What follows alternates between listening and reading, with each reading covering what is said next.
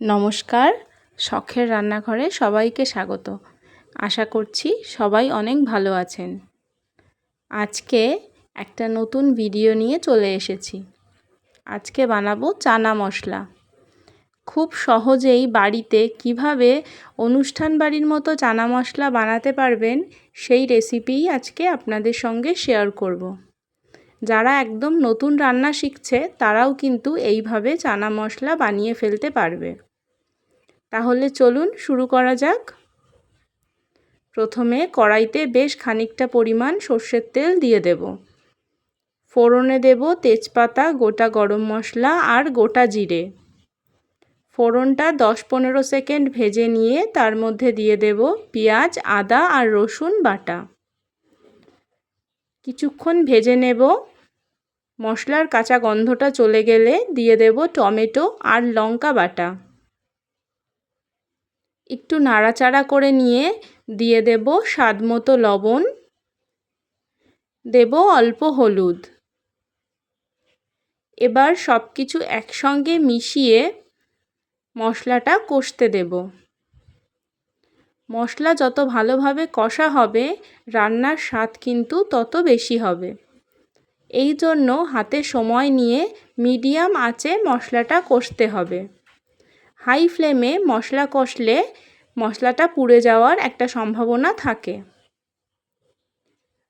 যখন মশলাটা ভালোভাবে কষানো হয়ে যাবে এর মধ্যে দিয়ে দেব কাবলি ছোলা আর আলু সেদ্ধ। কাবলি ছোলাটা আমি আগের দিন রাতে সারা রাত ভিজিয়ে রেখেছিলাম। তারপর প্রেসার কুকারে 4 থেকে 5টা সিটি দিয়ে নিয়েছি। সব কিছু একসঙ্গে ভালোভাবে কষিয়ে নেব। আপনাদের হাতে সময় থাকলে কাবলি ছোলাটা সারা রাত ভেজাবেন, না থাকলে কিন্তু 4-5 ঘন্টা ভিজিয়ে নিলেও হবে।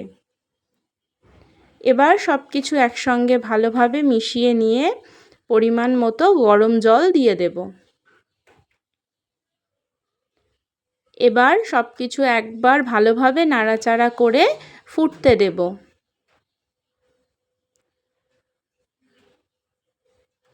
মিনিট 4-5 ফুটিয়ে নেওয়ার পর নামানোর আগে দিয়ে দেব কসুরি মেথি আর দেব গরম মশলা।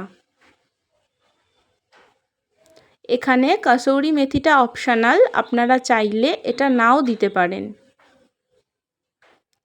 এবার ফাইনালি সব কিছু একবার মিশিয়ে নিয়ে নামিয়ে নিলেই পরিবেশনের জন্য একদম তৈরি হয়ে যাবে। এটা কিন্তু রুটি, লুচি, পরোটা যে কোনো কিছুর সাথে খুব ভালো লাগবে। রেসিপিটা সবাই বাড়িতে ট্রাই করবেন আর কমেন্টে অবশ্যই জানাবেন কেমন লাগলো। যদি ভিডিওটা ভালো লেগে থাকে একটা লাইক করবেন আর সাবস্ক্রাইব করে আমার চ্যানেলের পাশে থাকবেন। আর কমেন্টে অবশ্যই জানাতে পারেন নেক্সট আপনারা কোন রেসিপির ভিডিওটা দেখতে চান। ধন্যবাদ ভিডিওটা শেষ পর্যন্ত দেখার জন্য।